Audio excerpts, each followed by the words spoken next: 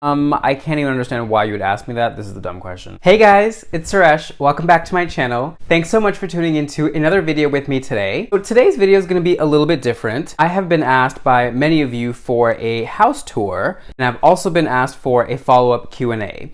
I don't really know why, because my first Q&A didn't really do that well, but I guess y'all nosy bitches want to know. In terms of a house tour, I have to be honest and say that I'm not completely comfortable doing a full house tour because I just don't really know that I want my space published online for everyone to see just yet. I can, however, show you where I film. That's another big thing that you guys asked me to see. So behind me here, if the setup looks familiar, this is actually where I work. This is where all my dolls are displayed. Here is the space that I use to film. These are the dolls that you guys don't get to see that sit above me. I have a pretty sizable collection of dolls. These are some of my favorites that are on display at the moment. I do swap them out every month or so, or try to, because I don't want them to get too much light exposure. And I do actually love airplanes as well. That surprises a lot of people. I don't know why, but I do have a massive airplane collection that I can't fit here because their wings are too long, and they have very fragile winglets that tend to break and snap off if I'm not careful. I love this area at night because all these little puck lights light up and illuminate the whole space, which I think is so gorge. Here's my gorgeous doll cabinet. It is actually a white bookshelf that I converted to a little doll display.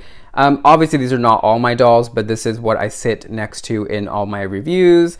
I'm definitely having a major Silkstone moment, as you guys may have been able to tell recently. And all my girls here on the third shelf are my Barbie look dolls that I love to dress and redress. And yeah, they're all standing on their own because they're magic. And here on my desk, I have a few other dolls. I have a Batman doll and a holiday Barbie doll that I got for Christmas. And I have my beautiful anniversary swimsuit edition Sports Illustrated doll that I love so much. On the wall here, I have my UW diploma and two sketches that I created. Directly across from that, we have a huge floor-to-ceiling window, which I love so much. It's south-facing, looking out over our neighborhood in Brooklyn. Very industrial and very cool. The best part is, on a cloudy day like today, the lighting is magic. So I thought I'd also take this opportunity to answer some of your guys' questions. I get so many interesting questions, some really whack questions. I chose the top 10 most popular questions. Without further ado, let's get started. Question number 1. Who is your all-time favorite Barbie doll? That is a really tough question, and I don't really know that I have an answer for it. A lot of the dolls that I have, I absolutely love. You guys know that my prized possession is my Delphine doll. I've yet to unbox her and do a review, but I can't wait. I'm so excited. Question number 2. Can you please do a boil wash hair tutorial for us? I have to say, I don't know why you would want me to do that. I mean, I understand and I really appreciate the fact that you think that my boil washes are dope, but to be totally honest, there are a million videos of them online. What I do is nothing special. It's a combination of what I've learned watching all these videos. I mean, there are some amazing doll collectors and doll artists out there doing these videos. My main objective is to educate you about fashion, about fabrics, about cut, silhouette, etc. I don't really think I want to stray too far from that in terms of my content. So I recommend that you look up those videos online and see what they have to offer. There are a ton of them, and there are some really good ones out there. Question number 3. Are you gay? I don't really even know how to answer this question. If that ain't obvious, then something wrong with you.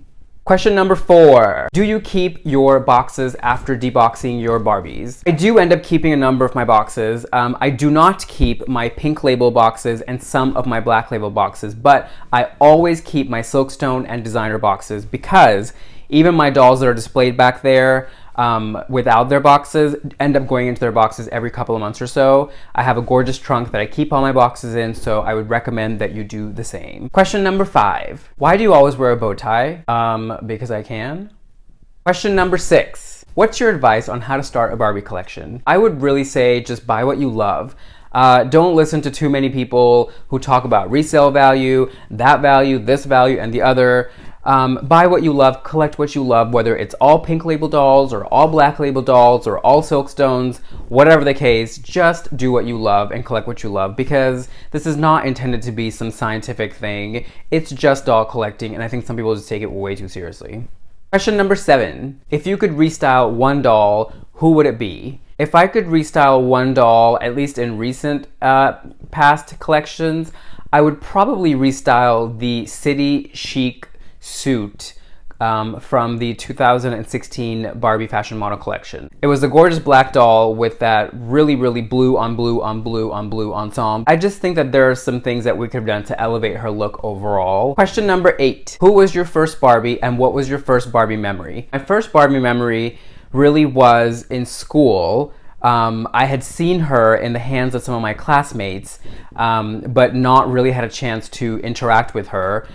We all called her La Poupée. I went to a French international school, and poupée is how you say doll in French. I remember this whole collection of girls had a whole number of Barbies, and I was so jealous because I really wanted to play with them.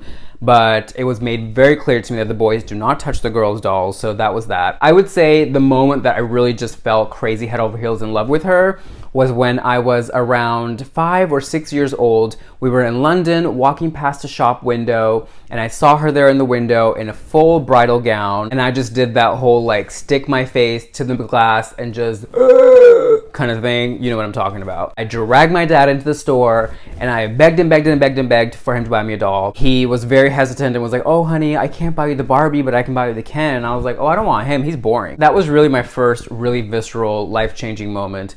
And since then, I don't think I've ever not loved Barbie. Question number 9.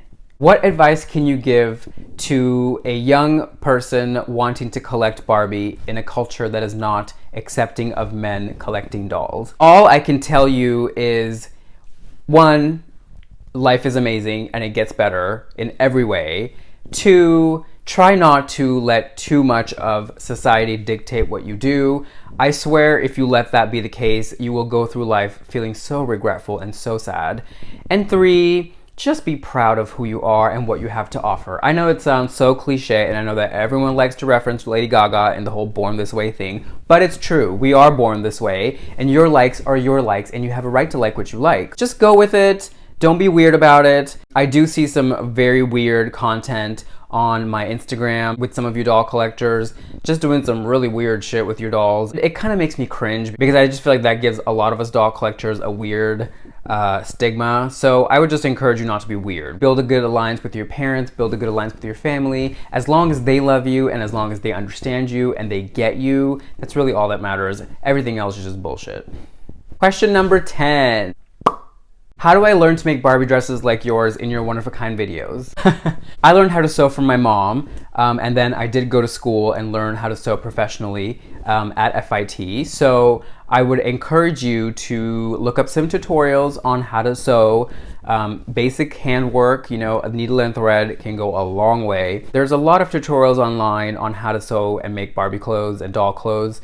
So I would just say go for it, find scraps of fabric, take some of your old clothes that you don't use anymore and just recycle them.